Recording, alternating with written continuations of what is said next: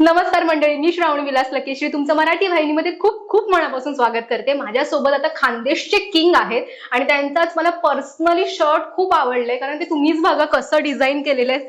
Self design असं मी म्हणू शकते का? म्हणजे जे डिझायनर आहे आता बिग बॉसच्या शो मध्ये जे मला कपडे पाठवत होते वीकेंडचे, तिने केलंय सुमय्या पठाण म्हणून माझी बहीण आहे. कमाल केले शर्ट. आता आता तुमच्याचे आज पूर्ण प्लॅनिंग असेल ना, हे शर्ट आज ते शर्ट नंतर. हा.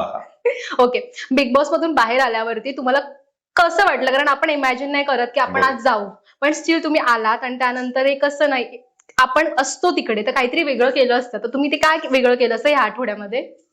बऱ्याच काही गोष्टी होत्या.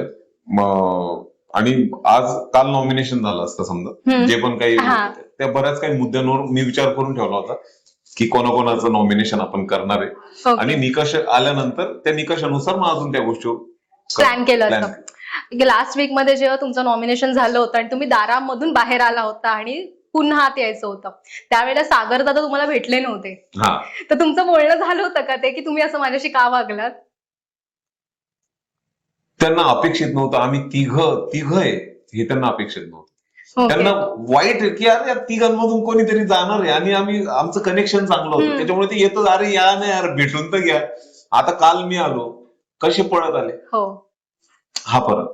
ते कारण आम्हाला वाटलं होतं ते जाताना भेटतील, पण ते कोणालाच भेटले नव्हते. पण आणि तुम्ही आतमध्ये आल्यावर तुम्हाला खूप रडायला आलं होतं. ऍक्च्युअल ती इमोशन काय होती तुमची? कारण तुम्ही खूप खूप कोसळला होता त्यामुळे. दोघं मित्र ऍट अ टाइम गेले, दोघं मित्रच होते, त्यामुळे तुम्हाला जास्त वाईट वाटलं होतं. आता राखी आली होती घरामध्ये आणि तिथे चर्चा अशी होती की हा राखीचा सीझन सुरू आहे का, तर त्यावेळी तुम्हाला काय वाटलं होतं की हा राखीचा सीझन तुम्ही फक्त घोषित करताय का? नाही, तो सगळ्या कंटेस्टंटचा सीझन होता. पर्सनल आता ते काही लोकांना ते वाटलं, म्हणजे तिथल्या घरातले काही अरे तुम्ही असं नका करू, राखी सावंत सीझन नका बनवू. कारण काही लोक, अरे राखी सावंत आहे ती, ठीक आहे ना, कंटेस्टंट आहे ना, आपल्या मधलीच आहे ना, आपल्या सारखीच आहे ना, बरोबर, असं थोडी आहे. मग मी थोडी अरे सचिन कुमावत आहे मी, असं थोडी आहे. सगळे आपण कंटेस्टंट आहे, आपल्या नावाचा एक जो बोलबाला आहे तो प्रूव्ह आपण आपल्या वागण्यातून बोलण्यातून करू. तुम्ही काल निघताना असं बोललात की मला माझ्या स्वभावाशी तडजोड करता नाही आली. ऍक्च्युअल मध्ये जर तुम्ही तुमच्या स्वभावासोबत थोडा काहीतरी डिफरन्स ठेवला असता, किंवा तुम्ही थोडंसं रूढ वागला असता, किंवा जेवढंच तेवढं ठेवलं असता, तर तुम्हाला असं वाटतं का तुम्ही टिकला असता आतमध्ये? नाही, मला नाही वाटत तसं. नाही, कारण मला एक तेच सांगते, मला एक सांगा, बाहेर आल्यानंतर प्रेक्षकांना मी जे काही करत होतो ते आवडलं. माझा गोड स्वभाव आवडला, माझा प्रेमळ स्वभाव आवडला, आणि माझं खेळणं त्या ठिकाणी आवडलं, म्हणजे मी योग्य दिशेने चालत होतो. सचिन कुमावत म्हणून बिग बॉस मध्ये होता, तर Sachin Kumawat as a person तुम्ही जर तुम्हाला डिस्क्राईब करायचं असेल तर तुम्ही काय कराल? मी जशाच तसा आहे मुळात. तुम्ही प्रेम द्या, मी प्रेम देईल. तुम्ही वाकड्यात जाल, मी अजून तिकड्यात जाईल, म्हणजे ह्या काही गोष्टी आहेत. पण यार काही गोष्टी तात्पुरता राहतात, काही गोष्टी लॉंग टाइम घेऊन नाही चालवायला लागत. त्या हिशोबाने त्या पद्धतीने आणि हा शो आपला 3 महिन्याचा होता, त्या हिशोबाने तिथे ज्या खेळाच्या ठिकाणी मी खेळाडू वृत्तीनं खेळलो तिथे, खरं म्हटलं तर. त्याच्यानंतर बाकीच्या ज्या काही गोष्टी होत्या त्या. ओके, जेव्हा सुरुवात झाली बिग बॉसची त्यावेळी एक टोळी होती आणि एक पूर्ण ग्रुप होता ज्याला नावच नव्हतं, ज्याच्यामध्ये राकेश दादा होते. तर तुम्ही नंतर एक वेगळा सब ग्रुप केला होता, तर तुम्ही त्या ग्रुप मधून बाहेर आलात की तुम्ही स्टार्टिंग पासून इंडिव्हिज्युअल होता? मुळात तो ग्रुपच नव्हता, टोळी होती. त्यांनी ऑलरेडी ठरवलं होतं की आम्ही 4 लोक एकत्र आहे, पण या 12 लोकांनी कोण कोणाचं कुठे जवळचं हे काहीच ठरवलेलं नव्हतं. ओके, म्हणजे ते दिसत नव्हतं. पण मी, करण, प्राजक्ता आम्ही कायम बाल्कनीमध्ये किंवा जिथेही बसायचो उठायचो, आम्ही 3 जण कंटिन्यू सोबत होते. नंतर आयुष पण आला. ओके, पण आम्ही असं ठरवलं नाही की आता ती टोळी का, मग आपण आपला हा ग्रुप, असं आम्ही केलं नाही. आणि एकमेकांना सपोर्ट करत आम्ही तो गेम खेळण्याचा एक पुढे जाऊ, गेम खेळू. ओके, जसं तुम्ही वेगळा ग्रुप झाला होता, पण तुमच्याकडे एक लीडर नव्हता. टोळीमध्ये विशाल होते आणि बाकी दुसऱ्या, आता काटा ग्रुप झालाय जो नवीन, तर त्याच्यामध्ये राकेश आहेत. तर तुमच्यामध्ये एक लीडर नव्हतं, पण तुम्हाला असं वाटतं का स्टार्टिंग पासून राकेश लीडर होण्याचा प्रयत्न करत होते? हे जे काही थोडस नाही का, आता मी पण एक आपल्यापेक्षा वयानं मोठी व्यक्ती आहे, हा राकेश भाऊ असतच. पण ते 8-10 दिवसात नंतर ते जे काही पद्धतीनं काही भांडण झालं तर घरात चाललं जाणं, काही गोष्टी झालं तर ते बाजूला होऊन जाणं त्या गोष्टी. मग ते मला असं वाटत होतं की मग हे जे काही 2-4-5 लोक होते, मग अरे दादा दादा दादा हे अरे तुम्ही थांबा, तुम्ही इथे थांबा, तो विषय क्लिअर करा, सॉर्ट आउट करा, नंतर काही गोष्टी करा.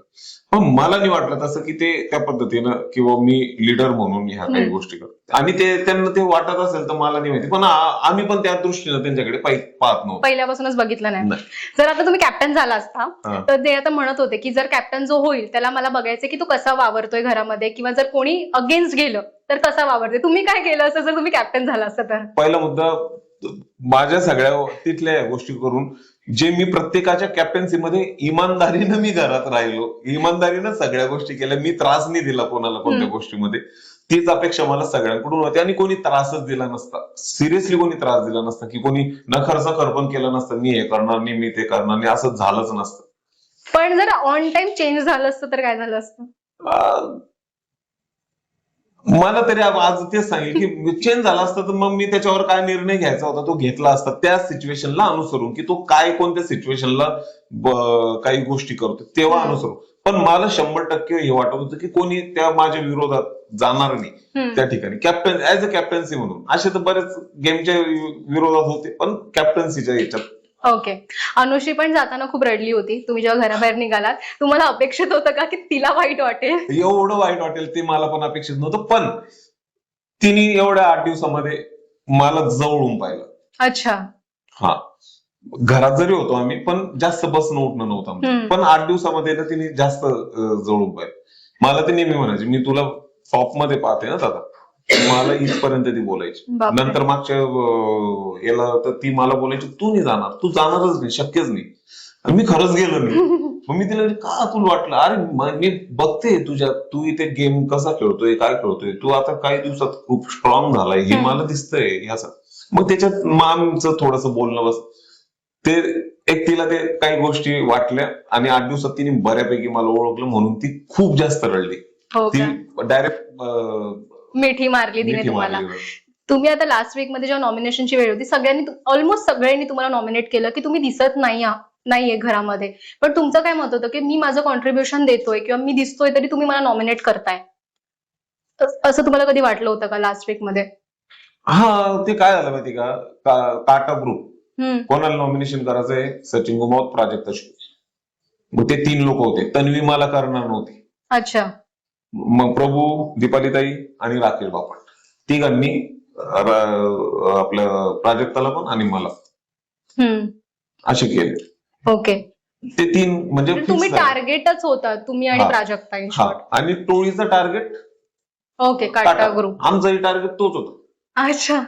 काटा ग्रुप. मग ते अशा पद्धतीनं ते प्रत्येकाचे 3-3, 4-4 जणांनी केलंय. माझं पण 4 जणांनी केलंय, प्राजक्ताचं 4, दीपालीताईचं 4, 3 का 4, राकेश भाऊचं 3 का 4, असे झाले प्रत्येकाचे. म्हणजे सिमिलर होते जवळपास, एखादी मागे पुढे असते. ओके. तुम्हाला सागरदादांबद्दल काय वाटतं? तुमचा एक पर्सनल बॉन्ड होता, सागरदा, प्राजक्ता, तुम्ही, आणि नंतर आता लास्ट वीक मध्ये दोघं घराबाहेर गेल्यामुळे तुम्ही तिघं उरला होता. त्यानंतर आता तुम्ही पण बाहेर आलाय, त्यामुळे ते दोघं उरले. तर तुम्हाला असं वाटतं का ते स्ट्रॉंग प्लेअर म्हणून तिथे उभे राहतील? सागर भाऊचा असे आहे परखड काही गोष्टी आहे आमच्या समोर तरी. ओके. मागे मला नाही माहिती, पण आहे ते त्या पद्धतीचे. ओके. आणि प्राजक्ता? प्राजक्ताचं ते आता तिचे मुद्दे खूप, म्हणजे तिचे मुद्दे मांडण्याची पद्धत खूप चांगली आहे. ओके. पर्सनली तुम्ही जर म्हणालात, तुम्ही आता घराबाहेर आला, पण तुम्ही जर नसता तर तुम्हाला काय वाटतं कोण घराबाहेर असतं? दीपालीताई. ओके. असं वाटतं. मी काही नावं घेते, तुम्हाला त्यांना फक्त एक नाव द्यायचंय, कुठलंही तुमच्या मनात असेल ते. पहिलं तर रुचिता. आवाज कमी कर. ओके. विशाल. थोडस इमानदारीनं खेळ. ओके. राकेश. पर्सनॅलिटी चेंज नका करू. हा, विशालच्या बाबतीत चुकीचं बोललं, सगळ्यांना जसं सोबत आहे तसंच घेऊन चाल. तुम्हाला वाटतं तो सगळ्यांना घेऊन जातोय? मला ते चुगलीवरून वाटलं त्या दिवशी, जो रोशनच्या बाबतीत त्यांनी चुगली केली. हा. ओके. आणि आपल्या प्राजक्ता? प्राजक्ता आता खंबीर राहा, कारण मी पण नाही आता, म्हणजे आम्ही जे होते ते तिघं नाही. दीपालीताई? ताई चांगला ऐका आणि जे ऐकलंय त्याच पद्धतीनं ते सांगा समोरच्या. ओके. प्रभू? प्रभू आता ते पाहिलं चोरी, प्रभू तू नको करू बाबा हे काय चोरी वगैरे. पण त्याला आता पॉवर कीचा पूर्ण हे मिळतंय, पॉवरच मिळते सगळी. हा ना, पण ती प्राजक्ताची घेतली, घेऊन गेली माझ्याच बहिणीची. ओके. चुकीचं केलं. घरामध्ये सर्वात फेक कोण वाटते तुम्हाला? Fake fake fake fake fake हा, थोडा आता तिने प्रभूच्याच बाबतीत बोलेल मी की आज या चावीवरून तिने असं नको केलं पाहिजे. आता अचानक तुम्हाला तो फेक कारण वाटला? त्याचे जे होते ना सोबत, आता तो वेगळा म्हणजे इकडे डायरेक्ट त्यांनी ते चेंज केलं त्याचा गेम प्लॅन. तुम्हाला असं वाटतं तो तन्वीच्या पूर्ण प्रभावामध्ये येतोय? तो दिसला मग तिथे. ओके. तन्वी कशी वाटते तुम्हाला? तन्वी गेम खेळते, म्हणजे ती गेमच्या पर्स्पेक्टिव्हने ती चालते. ओके. दादा, तुम्ही आता एवढा मोठा प्रवास केला बिग बॉसचा, जर बिग बॉसच्या जर्नीला एक शब्द द्यायचा असेल तर काय द्याल? जर्नी माझ्यासाठी तरी जी आहे, जे मी काही गोष्टीतून येणं, खूप काही माणसाला भेटलं आणि मला तिथून जे भेटलं की ते महाराष्ट्राच्या घराघरात मी गेलो, ते मला खूप चांगलं भेटलं. त्याच्यामुळे माझ्यासाठी खूप सुपर जर्नी. तुम्ही म्हणालात की महाराष्ट्राच्या घराघरामध्ये मी पोहोचलो. तुम्हाला ऑडियन्सचं खूप प्रेम मिळालं. काल कमेंट्स पण अशा होत्या की सचिन भाऊ जातील असं वाटलंच नव्हतं आणि आम्हाला खूप दुःख होतंय आणि तुम्हाला आम्ही वोट करत होतो. त्या बाबतीत काय बोलाल? तेच मी बाहेर आल्यानंतर मला कळालं ना की म्हणजे मी स्वतःला तेव्हा मी थोडासा रिलॅक्स झालो की यार, मी जे होतो, जे मी करत होतो, ज्या पद्धतीनं खेळत होतो, ते योग्य दिशेने चालत होतं.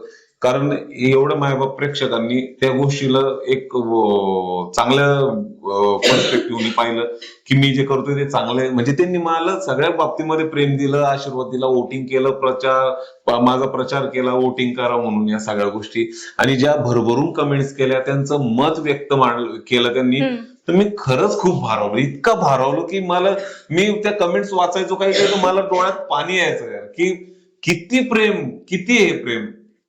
आवडलेली कॉमेंट कुठली असेल जी तुम्ही वाचली आणि तुमच्या लक्षात राहिली आहे?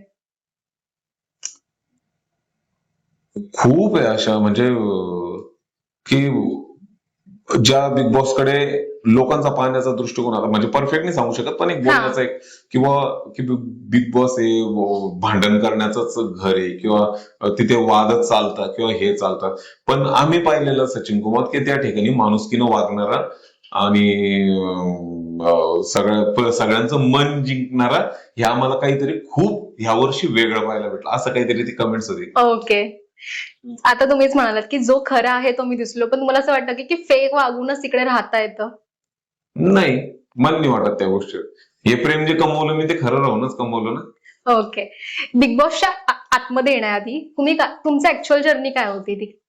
आपलं रेग्युलर माझे जे कामं चालायचे, आयरणी मायगुली, माझे जे पद्धतीनं जे हे होते, काय बोलतात, युट्यूब चॅनलच्या माध्यमातून, काही अदर मीडियाच्या माध्यमातून माझं जे काम चालायचं ते चालत होतं. आणि खूप काही हिट्स गाणे होते आपले. ओके. आता इथून पुढे, आता महाराष्ट्रासमोर, आता मी बिग बॉसच्या घरातून आलो बाहेर, आता जिथूनही मला काही संधी भेटते, आता मी सगळ्याच महाराष्ट्रामध्ये काम करायला रेडी आहे. मी उत्सुक आहे की आता अजून काय काय संधी माझ्यापर्यंत येईल, त्या संधीची मी नक्कीच वाट पाहिल आणि पुढे चालेल. तुमचं आताचा मेन गोल काय, की तुम्हाला काय करायचंय पुढे? मी एक झाला, आता बिग बॉस मधून बाहेर आलो, झाला तो विषय झाला. आता अजून नवीन मला अजून काय भेटेल, मी त्या संधीची अजून मी वाट पाहतोय की जेणेकरून मला अजून काहीतरी करता येईल, अजून मी करेल. आपलं युट्यूब चॅनल तर चालूच, त्याच्या माध्यमातून मी महाराष्ट्राचं मनोरंजन करेलच, पण अजून त्याच्या व्यतिरिक्त आता मी सगळंच काम करायला मोकळं झालोय. तुम्ही आता, शेवटचा प्रश्न आहे, तुम्ही आता बिग बॉस मधून बाहेर आला आहात, पण तुम्ही कोणाला मिस करताय आता सर्वात जास्त घरामध्ये? रोशन, प्राजक्ता, सागर दादा. तुम्ही तिघांना मिस करताय. आणि जर असता घरामध्ये आणि क्लोज म्हणून, गेम प्लॅन म्हणून एकाच व्यक्तीला ठेवायचं असतं, एकाच व्यक्तीला, तर तुम्ही कोणाला ठेवलं असतं? हे पहिल्यापासून प्राजक्ता होती सोबत. हा ना, पहिल्यापासून प्राजक्ता होती सोबत. आणि विनर म्हणून कोणाला बघाल? हे दोघं, रोशन आणि प्राजक्ता. चालेल, थँक्यू सो मच. खूप छान वाटलं गप्पा मारून. आपण पुन्हा भेटूया नवीन प्रोजेक्ट घेऊन. आम्ही उत्सुक आहोत ते बघण्यासाठी. येस.